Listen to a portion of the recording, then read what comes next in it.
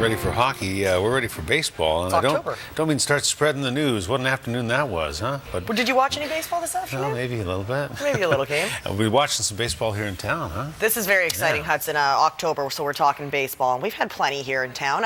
We've had the Victoria Royals, the Capitals, and most recently, the Seals. Well, today, our new Westcoast Baseball franchise unveiled their new name and look.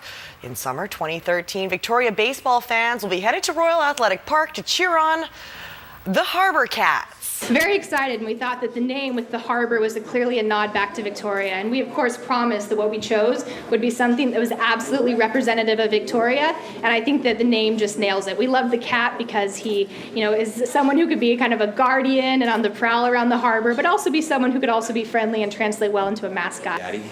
A lot of baseball and sports people at the Shark Club in downtown Victoria for today's big announcement, and a lot of people put forth submissions to name the new team. Holly Jones had to sift through more than 600 entries.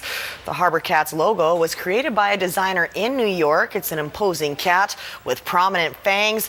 The color scheme, dark navy blue. We narrowed it down to about 3 at the end and actually spoke to a couple of different design folks and said, what of these can translate into a brand? It has to really make sense across all of our different platforms that have the branding incorporated, and this was the one that just stuck out. So to be able to get me and John and our coaches on board with the same name and logo was just fantastic. Is a Harbour Cat friendly? A Harbour Cat's friendly, but you don't want to mess with it. Yeah, cats are pretty territorial, right? Yes, very territorial. So again, it's not going to mess with you if you don't mess with it. So just stay in your place and the Harbour Cat will let you be. Well, the New York Yankees boast the most expensive bench player in the history of baseball. Alex Rodriguez was not in the lineup for today's deciding Game 5 versus the Baltimore Orioles after going just 2 for 16 in the first 4 games of the series.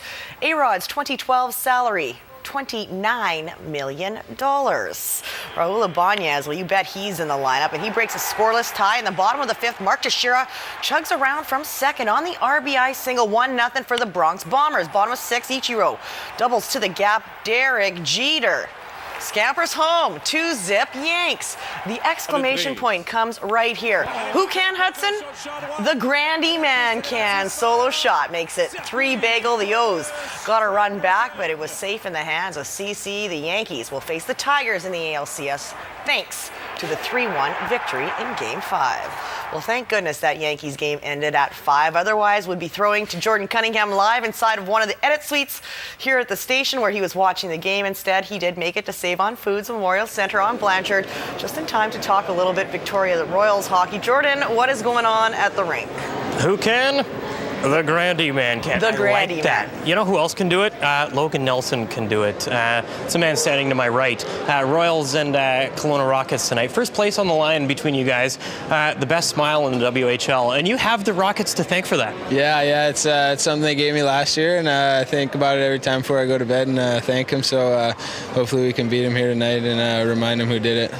Yeah, and you kind of play every game like you've been shot out of a cannon. I guess, with a bit of an axe to grind, you'll nothing different tonight. What are you expecting against the Rockets? They're a hardworking team. They got a big D core, and that's something that we took into note in our pregame meetings, and we just got to work hard and play a full 60 minutes tonight.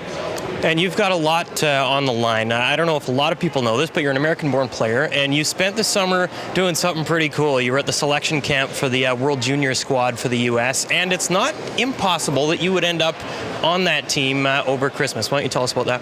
It was. It was something that was very special to me. It's playing with the top 30 American-born players in your age group, and for me, that itself was an accomplishment. And I got released, which is unfortunate, but it's something that I took pride in. Every game this year is working towards getting on that roster and hopefully seeing myself anew for Russia in December.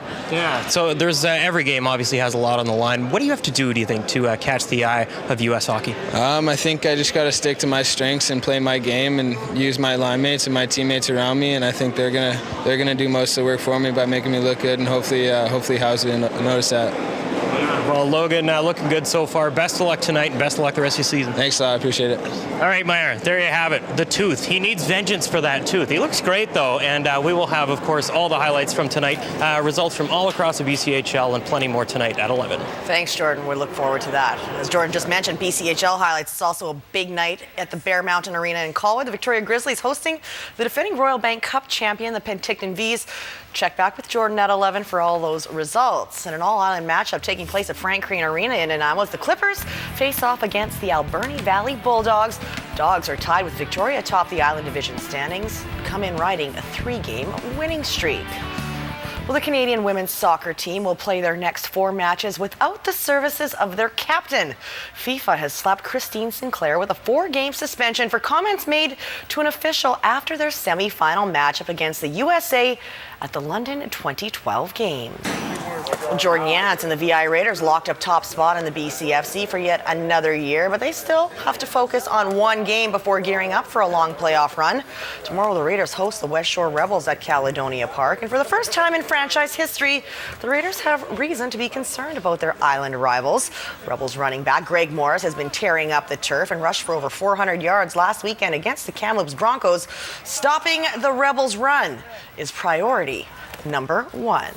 And how they plan on doing that, we will show you coming up during Vancouver Island Report. And exciting rugby tonight. Exciting rugby tonight. I'll be going to rugby at 7:30, so it's Canada and Uruguay. That'll be fantastic. We are not the home of the big exaggerated hand gestures, but if we were, you might have noticed, and I take no credit for this, but it was a good luck charm for the Yankees today. Look at that. There you go. Those are brand new, I understand. Yeah, a friend of mine was in New York on Monday and picked them up at my request. Of course, if they had lost today, I never would have worn them again. You went full stripes today as well. Yeah, I'm a bit of a Yankees geek. It's kind of exciting. cute. Yeah.